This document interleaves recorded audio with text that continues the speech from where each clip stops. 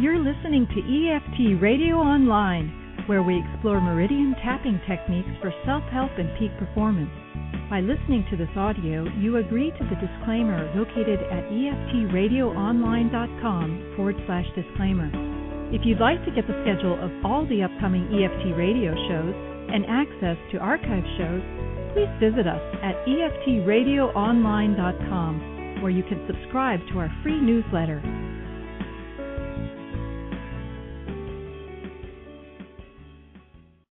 Thank you for joining Change Your Mind Transformational Dialogue Radio.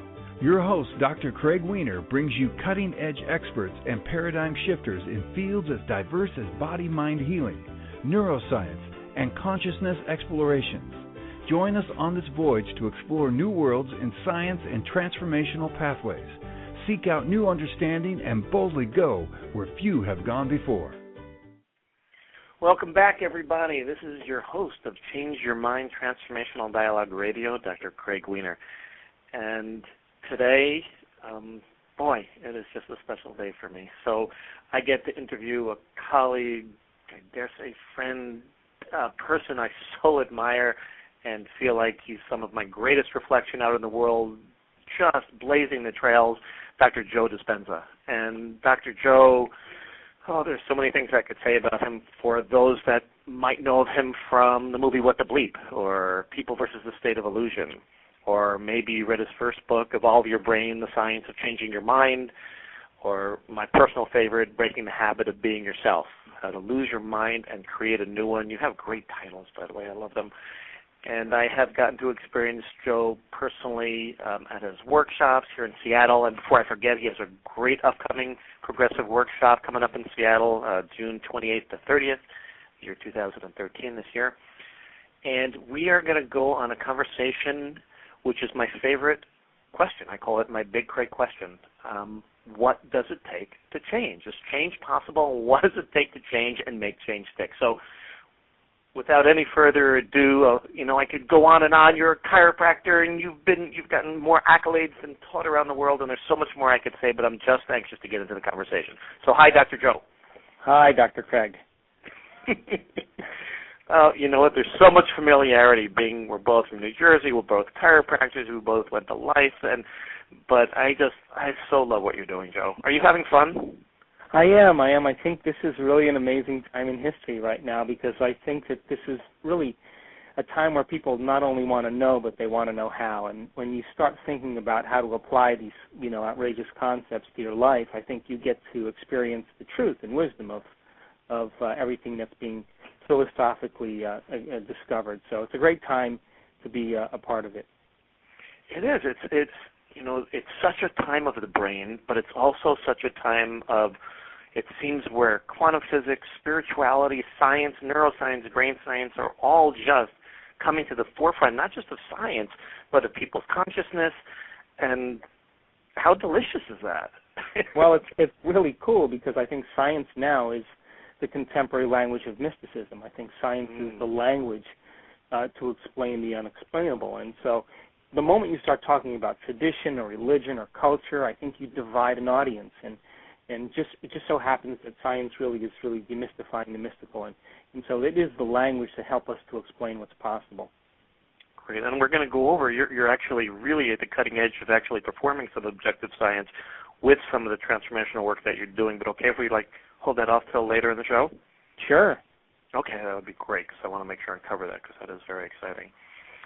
So why don't we start with this? There's this overall concept that for some people is ethereal, and it's like this possibility that my external world, what's happening in my life, is somehow a direct result of my internal world, of what I'm thinking about, of what's going on in my head that nobody hears. And can you speak a little bit about that? Because that seems at the heart of, if what you're saying is that we can really create a life that's extraordinary, and we have the capability to do that, then how do we control and work with that in a way that manifests that way? That is your experience, isn't it? Sure, and I think the first question we have to ask is, do you believe that your thoughts have something to do with your destiny? And if you can accept that paradigm, that the way you think has an effect on your life, or that your thoughts create your reality, then you have to ask the next most important question. Does the environment control your thinking, or does your thinking control your environment? Now, our brains are organized to reflect everything we know in our life. Our brains are a reflection of our environment. They are an artifact from the past. So if your brain is neurologically wired equal to everything that you know in your life, and you wake up every morning and you get out of bed on the same side as you always do, you shut the alarm clock off with the same finger, you drive to work the same way, you see the same people that push the same emotional buttons, you do the things that you've memorized and can do so well, you drink coffee at the same coffee shop, you rush home, you check your emails, you eat dinner, you watch your favorite television show, you get up, you do it all over again, then we could say that your brain hasn't changed at all that day. We could say that you were thinking the same thoughts, performing the same actions, and living by the same emotions from those experiences, but really secretly expecting your life to change. So as you wake up in the morning and you see the same people and you do the same things at the exact same time, it's your external environment that's turning on different circuits in your brain to cause you to think equal to everything that you know, everything that's familiar, and everything's the same. And as long as you're thinking the same, then you're creating more of the same. Now, we think about 60 to 70,000 thoughts in one day. Out of those 60 to 70,000 thoughts that we think, 90% of those thoughts are the same thoughts as the day before. So the same thoughts lead to the same choices. The same choices lead to the same behaviors. The same behaviors create the same experiences. And the same experiences produces the same emotions, and that's called a personality. And our biology, our neurocircuitry, and pretty much our genes are a reflection of our consciousness. And so then to change then means then we have to begin to think in new and unusual ways and apply what we learn, personalize it, demonstrate it, modify our behaviors, have new experiences that create new emotions and inspire new thoughts. And that's how we begin to make our way out of this. So would you say that for the majority of people, their futures, unless done somehow with awareness or some, and we'll talk about interventions, but that their futures basically are determined by their past? It's the way it is. And now the quantum model of reality is still applying. But if you're understanding that you're firing and wiring the same circuits in your brain, and you're anticipating your next moment based on your familiar, predictable past, then your past will always be your future. And if you keep doing it enough times, a habit is a recurrent, often unconscious, automatic set of thoughts, behaviors, and emotions that is developed through frequent repetition. In other words, you'll go on autopilot, and 95% of who you are by the time you're 35 years old is a set of memorized behaviors, emotional reactions, beliefs, perceptions, attitudes that function like a subconscious program. So then, for the most part, then, most people are really reacting to the conditions in their life, and their biology is a reflection of their life, which then reinforces their life, which then creates the same experiences, and they react emotionally and think the same way. And there's a tango, there's a dance between their inner world and their outer world, and everything stays the same. Isn't there this, what I would have to say, this illusion of, oh, I'm acting newly right now. I'm being present to the present moment. There's almost like this shadow or this illusion of belief in one's creating a current moment when one might very well just be playing an absolute play button from earlier in their life, and it's just the same playing over and over and over. Sure. I mean, the question is really, if change is to be greater than your environment, to be greater than the circumstances in your life, to be greater than the conditions in your world, and by the way, every great person in history knew this. They all had a dream or a vision or an idea. And the next question is, can you believe in a future that you can't see or experience with your senses yet, but you've thought about enough times in your mind that your brain is literally changed to look like the experience has happened? And according to the newest research in plasticity, you can change your brain to look like the event has happened just by thinking differently. And can you emotionally embrace a future potential that exists in the quantum field, so much so that you convince your body as the unconscious mind that future event is happening to you now, literally signaling new genes in new ways, so your body physically changes to look like the event has happened. Now, the epigenetic model says it's possible. So That's what meditation is about, because if your brain and body are physically changed to look like the experience has happened, the evidence is there, like you already experienced it, then relax, because the event is going to find you. And it'll always come in a way that we least expect, that surprises us, that leaves no doubt that what we did inside of us produced some result outside of us. And when the feedback comes in our life, to let us know that somehow the universe has organized an event in a way that's right for us, we'll pay attention to what we did and we'll do it again. And that's when we start to feel empowered. And that's what I think most people are after right now in the world. Okay, there was so much in that minute there that I'm going to go back and tease it apart a little bit for readers, because being an avid follower of the work, I know right where you were, but there were some really key pieces in there. Can you speak a little bit to what you mean by the body is the unconscious? Well, your body is your unconscious mind. It does not know the difference between an experience in your life that produces an emotion and an emotion that you fabricate by thought alone. To the body, it's exactly the same. So, if you can unfold the past bitter memory that's tattooed in the recesses of your gray matter, and you can bring that memory to life, and you can pay attention to that thought to the exclusion of everything else, your body will begin to produce the same chemistry in the brain and the body as if the event was happening. And your body will...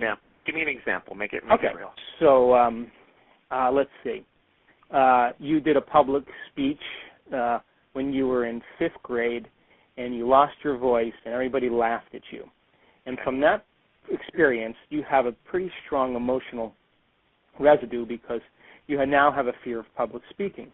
And every time you had to publicly speak, from the time you were in 5th grade all the way through high school, you thought about it, you anticipated it, you started getting sweaty, you started getting nervous. Well, your body literally is physiologically believing it's in that experience just by thought alone. And as you anticipate the future event and you plug into some worst-case scenario, you think, oh, my God, it's going to happen again. Your body literally is living in that future reality in the present moment. And so your body doesn't know the difference between the experience from 5th grade and the emotion that you create from thought alone in memory, because to the body it's exactly the same. Now, the redundancy of that cycle over time conditions the body to memorize that emotion as well as the conscious mind. And the moment the body knows as well as the mind, that's called a habit. So then, if those emotions now are driving your thoughts and your thoughts are creating the same emotions, then you're literally living in the same experience 24 hours a day, 7 days a week, 365 days a year. And your body literally is living in the past, and you can't create a new future living emotionally in the past. Good. Can you clarify? I often hear a lot of confusion when we use the word emotion. There's a resentment when people say kind of, emotion is negative, or emotion, we should have emotions, that's healthy.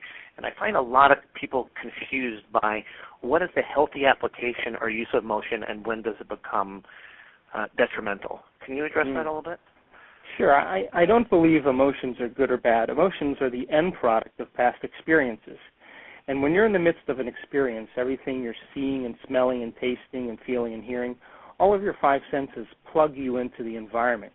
And as you're in an event or an experience, as all that sensory data rushes back to the brain through those 5 different pathways, it causes jungles of neurons to begin to organize themselves into networks.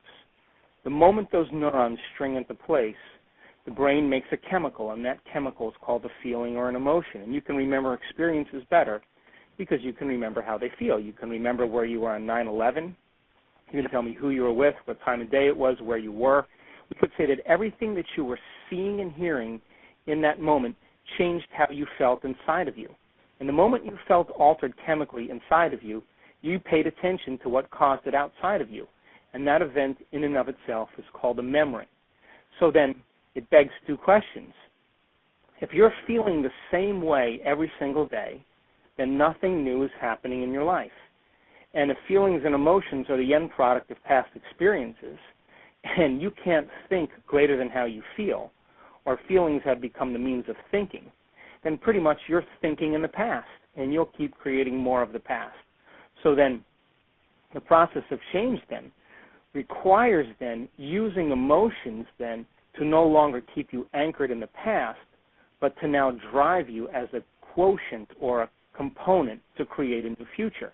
Now, there are different types of emotions. There are emotions that are derived from the stress hormone, the emotions of anger and aggression and fear and then anxiety and depression and hopelessness and powerlessness and frustration and guilt and shame.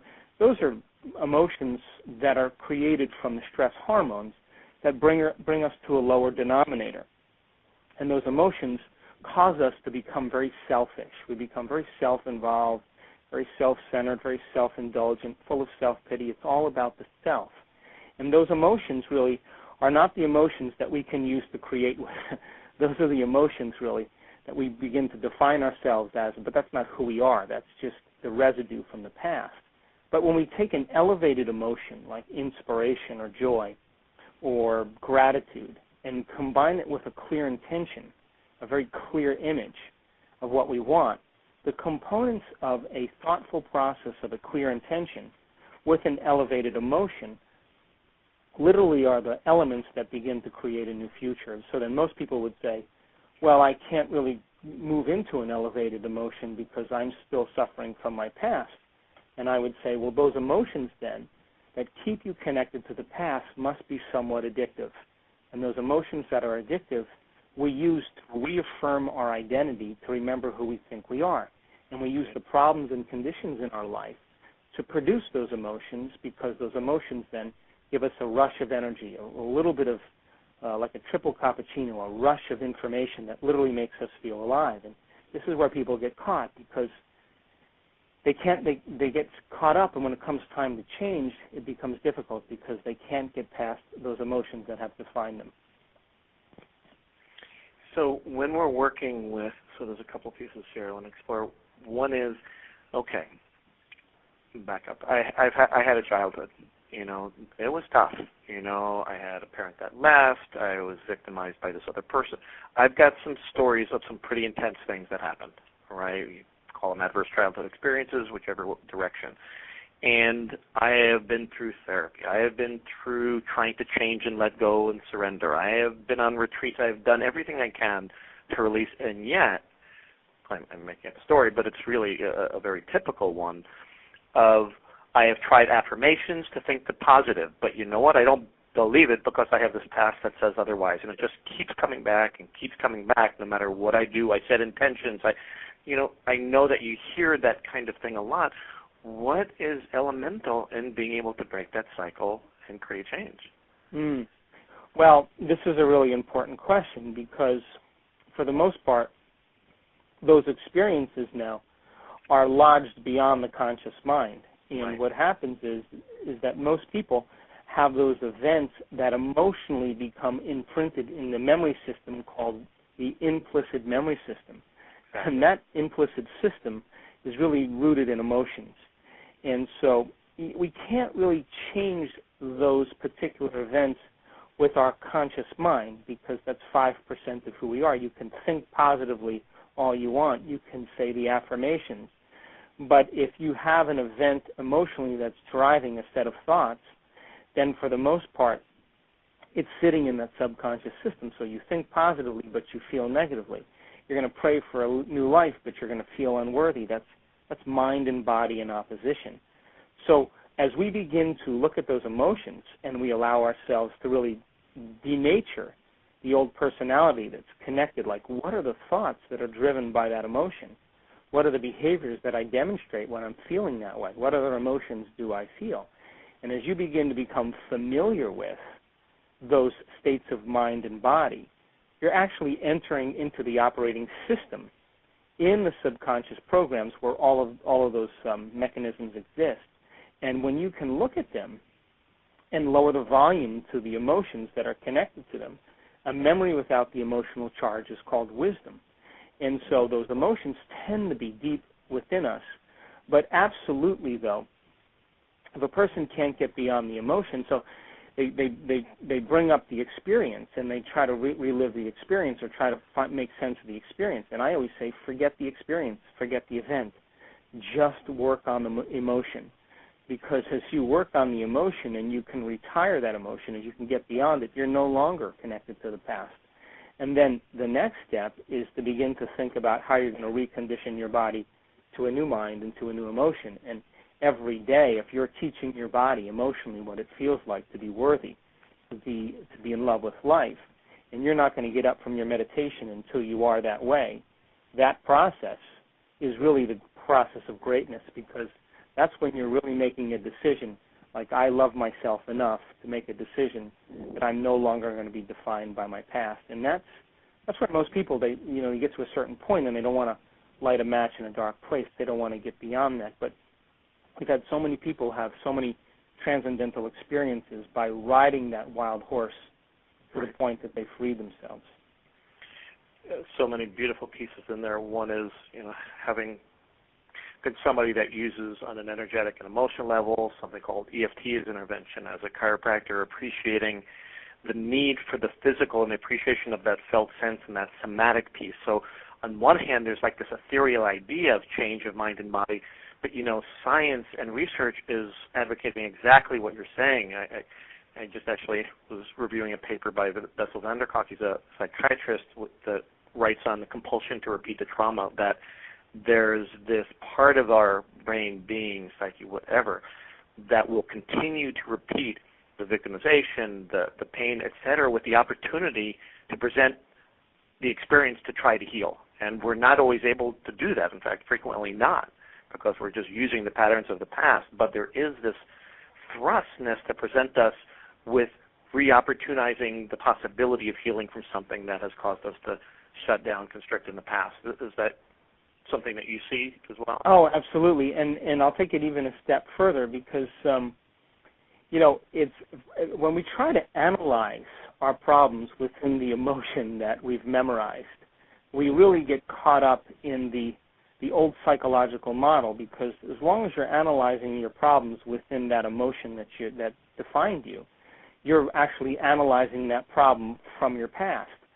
But there is an innate desire amongst human beings to want to change. We've just been conditioned and hypnotized into believing that we're going to redefine ourselves by moving around the external elements in our environment. And so, you buy the sports car, you buy the boat, you join a new social club, you go on vacation. You're trying to distract yourself from some feeling that's always been there. And when we begin to look at those emotions, really, and we begin to stay present with them and not run from them, that's when you're taking a very close look at who you really are. And that's when you begin to liberate energy.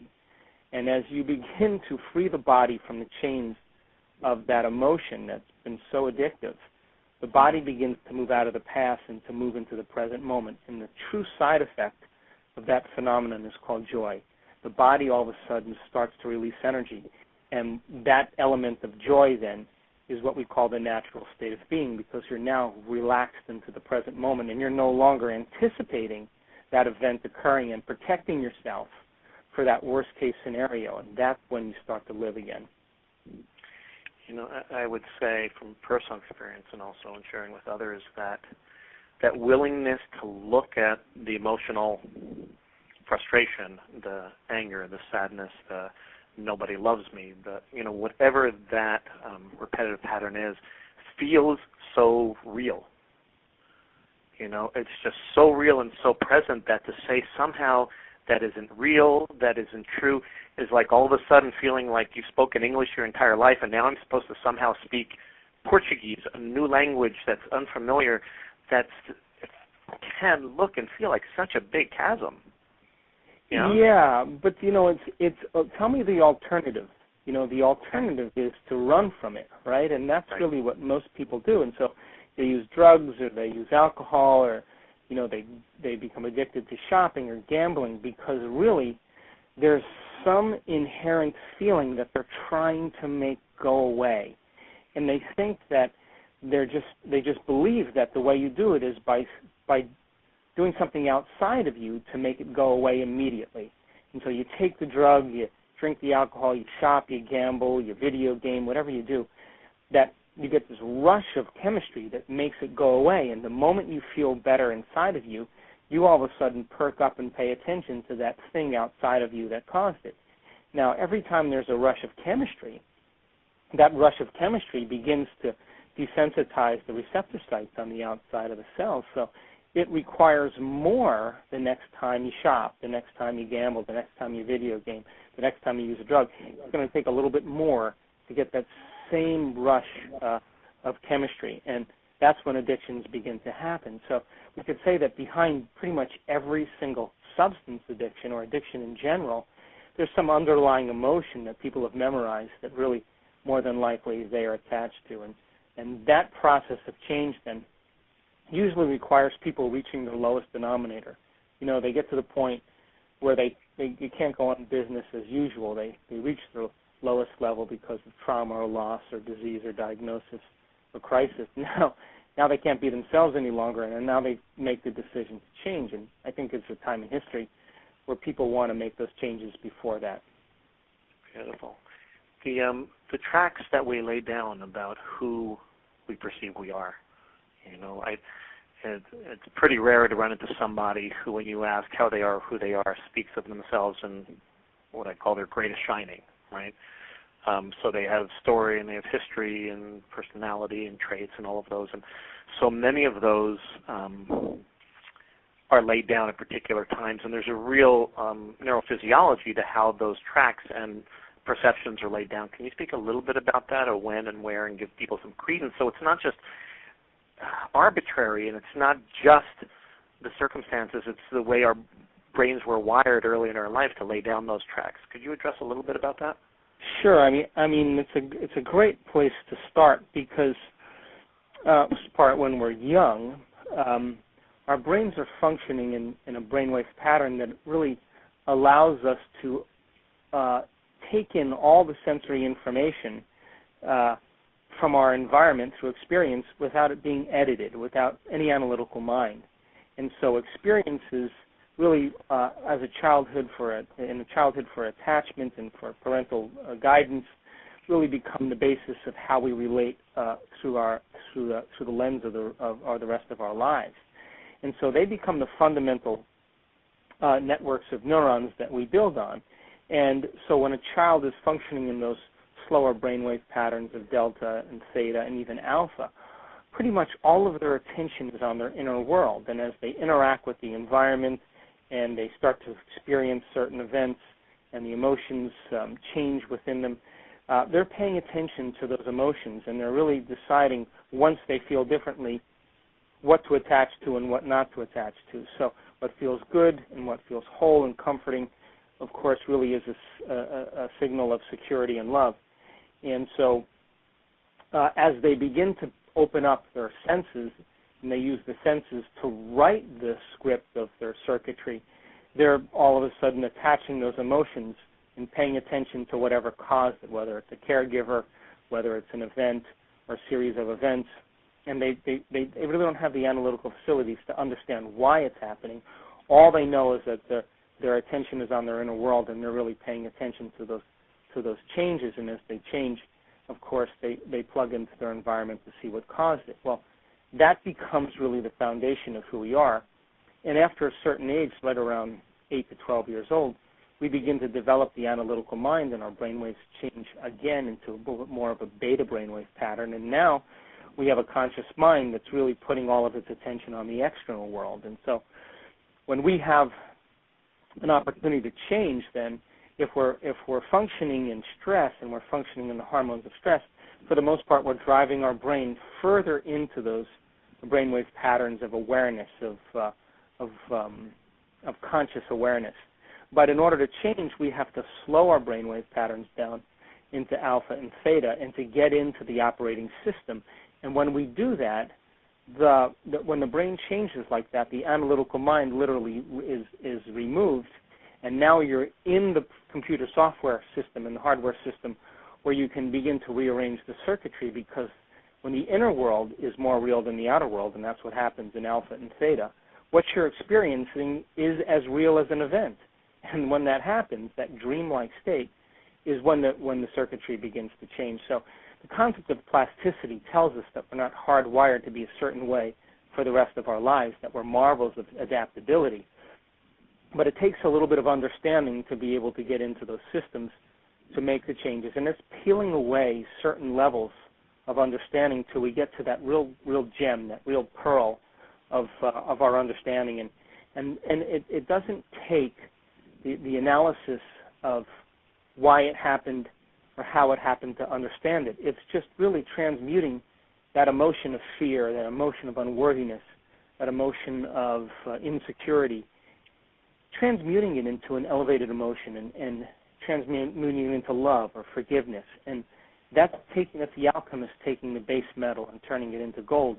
And that's the work. That's the true transformation, because if you're still living by those emotions, then for the most part, the soul can't create a new future because it's still attached to the past, and there's so much of our life to live, and we have to be able to get past those emotions. And so that's the work. And that's, so yeah, I want to go right there. So you have somebody listening right now and say, that's great, that's really nice, but right now, I lost my relationship. I was diagnosed with this thing. Financially, things are really hard right now. So I'm feeling pissed off, frustrated, somewhat hopeless, and you're telling me that somehow from this place I need to create a new reality by transmuting that and holding a higher thought when every part of my cell and body and mind and tapes are saying that's a lie, that's not true, I don't feel that way. That I just want a little bit more insight or support into kind of how do you begin that? Do you take a leap? Do you take an incremental step? Do you help provide some insight? I think the dark night of the soul is one of the greatest places to be. I've been there many times. Yeah. And when you're at that point, you're taking a very close look at yourself. And when you're taking a close look at yourself in the dark night of the soul, you're looking around to see if anybody is feeling what you're feeling or what you're going through. And there's not a lot of agreement out there because everybody else is too busy keeping their identity and their image and their personality and the facade in place. And here you are, like no longer, you're raw, you're real. And I always say congratulations, because now that you've lost everything, or now that you're at this point, you don't have many attachments to too many things, and it's really an opportunity to really take a chance with yourself. I mean, there's a lot of people that have the perfect world, and they'll never pay attention to those emotions that, by the way, they're too distracted by from their external environment. So this is the dark night of the soul is an opportunity for us to really look at who we are and really decide, okay, if I believe in any of these concepts, and this is the place that I've gotten myself to, so what kind of concepts or ideas do I want to believe in right now? And wherever it is, it's to transform a set of thoughts that are connected to the old self, a set of habits and behaviors that define you as the old you, and a set of emotions that keep you locked into that same pattern.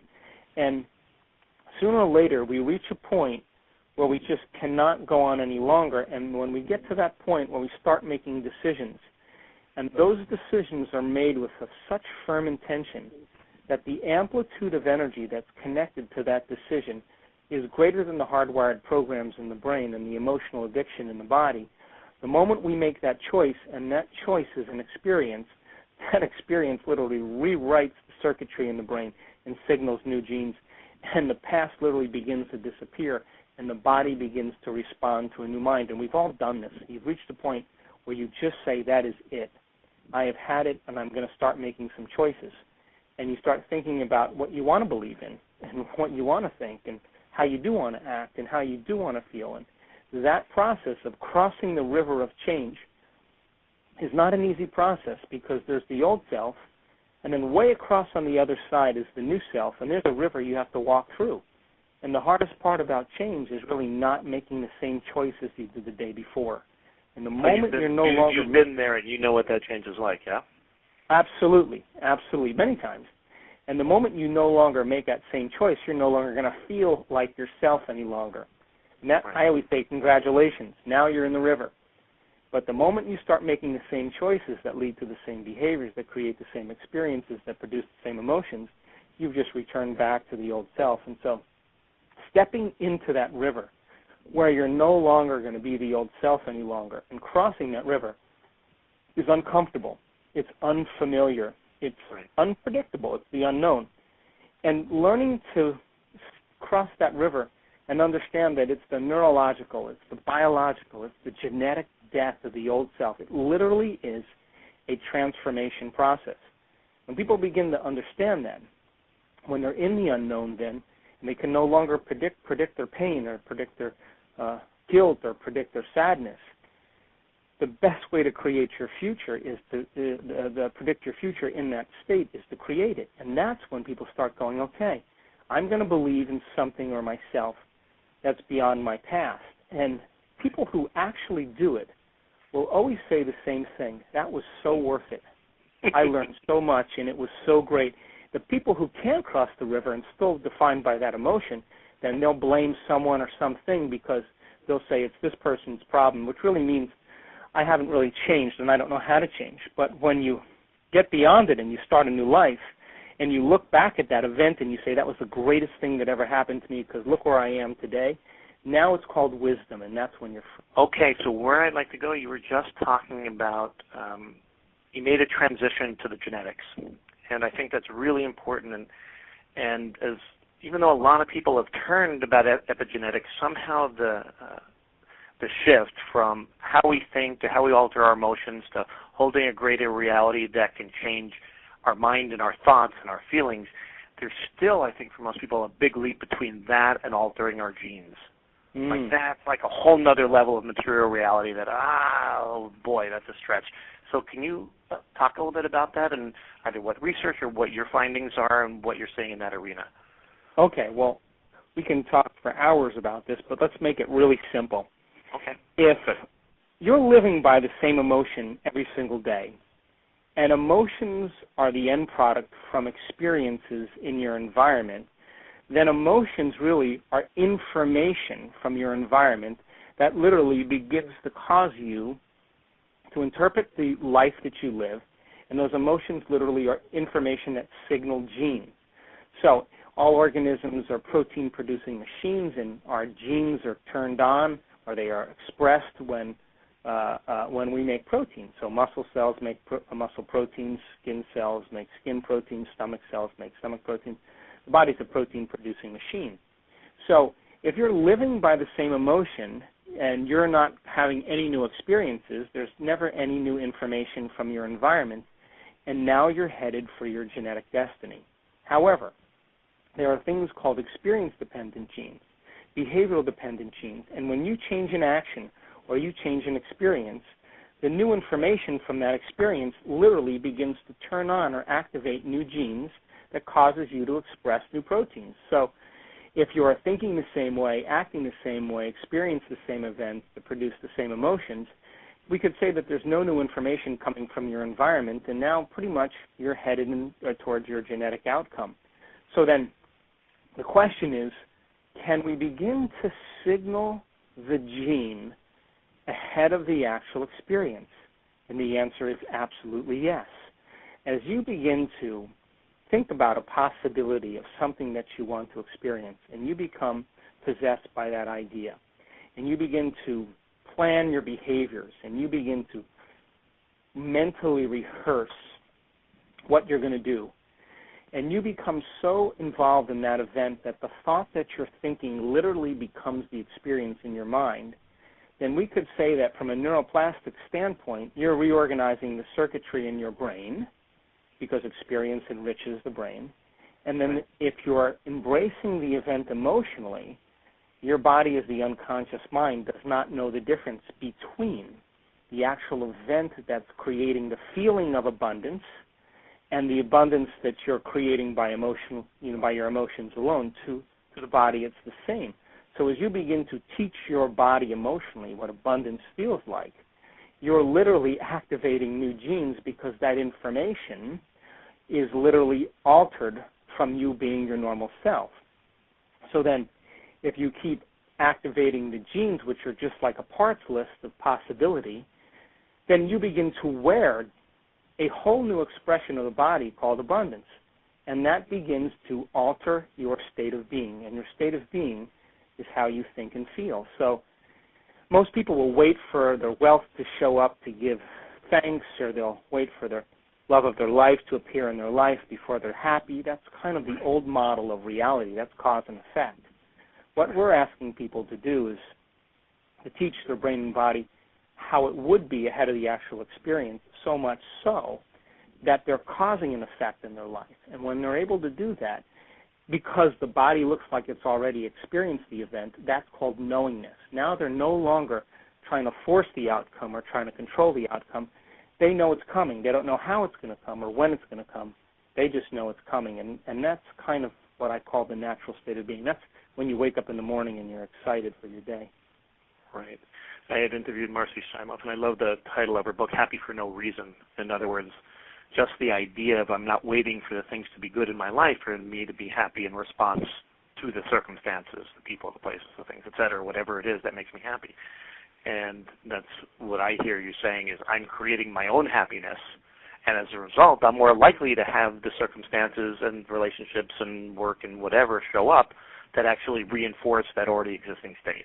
This is a very important point, because if you wake up in the morning and you're all excited about creating wealth or creating joy in your day or creating a spiritual state of being, and you tap into that for a moment, and then you get up and you spend the rest of your day judging everybody and being frustrated and angry, that's like eating an organic breakfast, and then spending the rest of the day eating junk food. You've fallen from grace, and your manifestations will stay at an arm's length away from you because you're not in the state of being that you created from.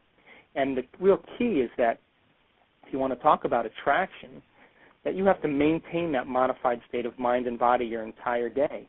And if you can sustain that change independent of the things and conditions in your environment, independent of the habits and the addictions emotionally in the body, and independent of time, something unusual is going to happen in your life. That's the law. And nobody is so special to be excluded from that equation. So when we look at, so you start your day, and we're going to talk about we'll use the word meditation in a sense, but that's a very broad word. And even if one begins with that practice at the beginning of the day, it's like you said, it's just one meal, right? In other words, you can have a good healthy breakfast, but you can eat junk for lunch and dinner, and that affects the body the rest of the day.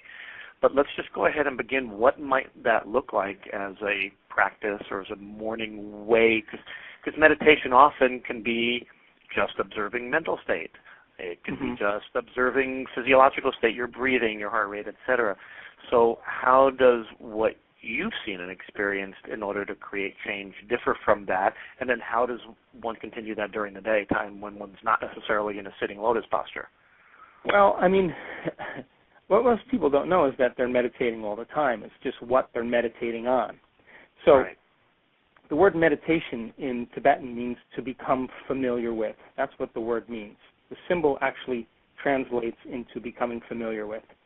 So, in a sense, there's many levels to it. If you're sitting there and you're observing your thoughts, paying attention to your impulses and your behaviors, and noticing and becoming aware and conscious of how you're feeling, and you're observing it over and over again, sooner or later you're going to become familiar with the old self to such a degree that you would never allow any thought, any behavior, any emotion slip by your awareness that causes you to return back to the old self. That's the first step. Now, once you do that, you're literally moving from your past to your present. And if you can do that properly, once you slip into the sweet spot of the present moment, now, in that present moment, you have the ability to become familiar with a new set of thoughts. And you can plan and mentally rehearse a new set of behaviors. And if you rehearse properly mentally, you're installing the circuitry in your brain to look like the event has happened. And if you can bring up the emotion to teach your body what it is to be joyful, to be noble, to be compassionate, to be the miraculous, and you can bring it up every single day by firing and wiring and rehearsing and emotionally embracing, if you keep doing it every single day, it'll begin to become familiar to you, and your biology will begin to reflect a new mind. Now, you can't get up from your meditation the same person who sat down, because if you do, nothing's actually happened for you. You have to get up in a new state of being, and you have to get up in an elevated state where your mind is clear and your heart is open, and you experience the event inside of you to such a degree that it lingers into a mood, like you're in a good mood, and it lingers into a temperament over time, and it ultimately becomes part of your personality. So I think the hardest part of all of this is really making the time to actually move into these states of being and getting beyond ourselves. So then if you're making the effort to do this, and you are no longer emotionally living in your past, then you won't react to the people and conditions in your environment in the same way, because you overcame that aspect of yourself in your meditation. You won't fall so quickly into knee-jerk reactions emotionally that redefine you as the old self unconsciously, because as long as you're addicted to an emotion, and that emotion, you're using people and conditions in your life to reaffirm that emotion, if you're breaking past that emotion in your meditation, then you won't respond in an unconscious way, because it's just like if you're addicted to chocolate and someone puts chocolate cake in front of you.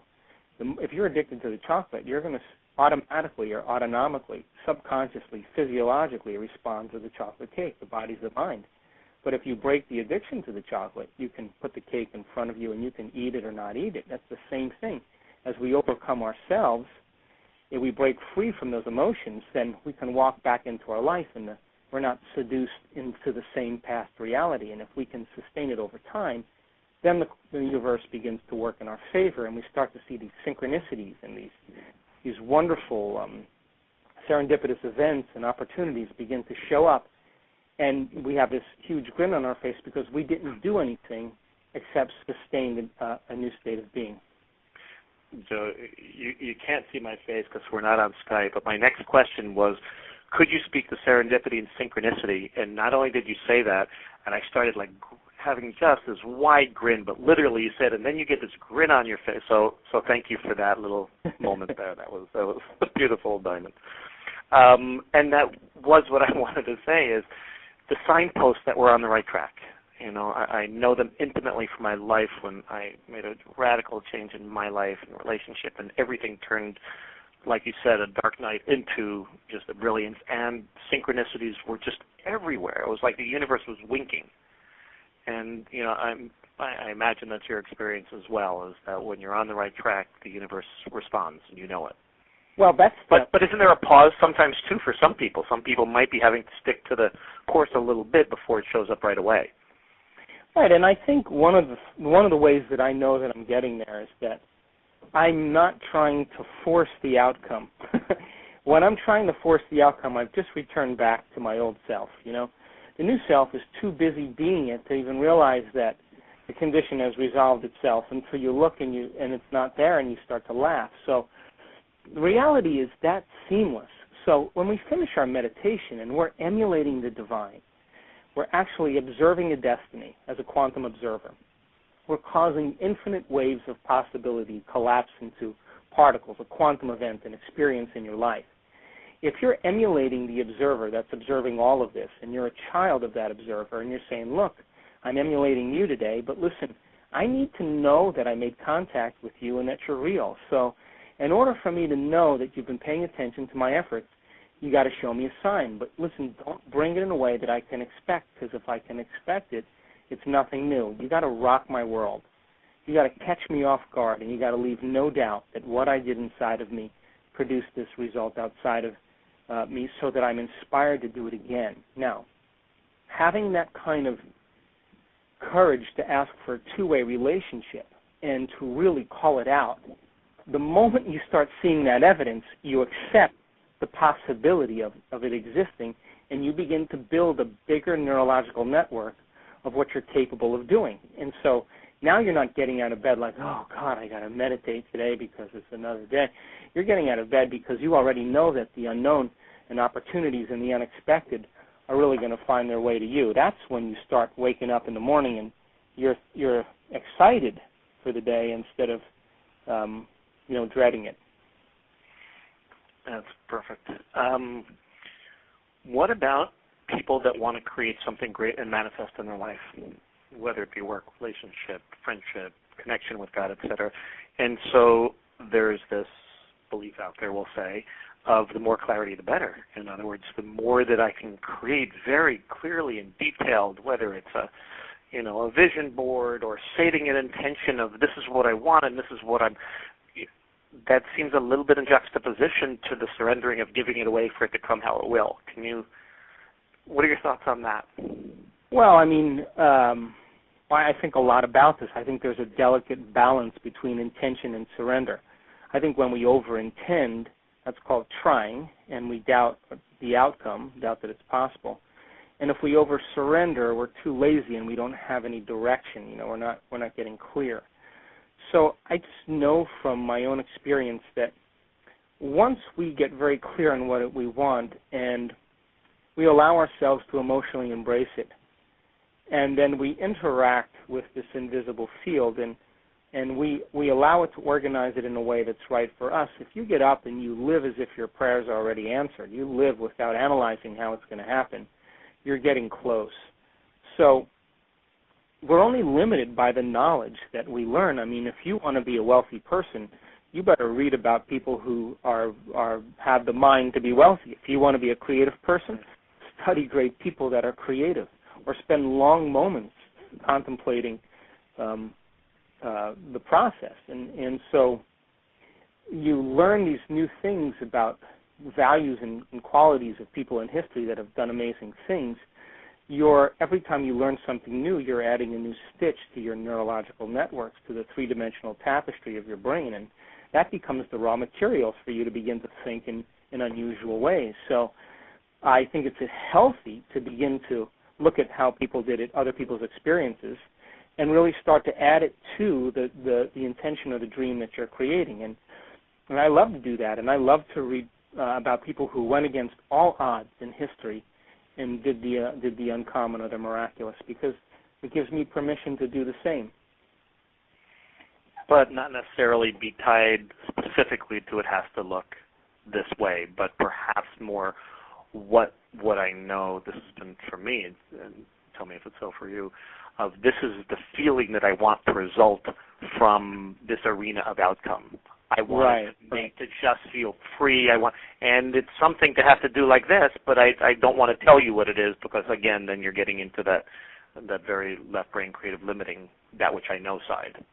Right. So that's that balance between intention and surrender.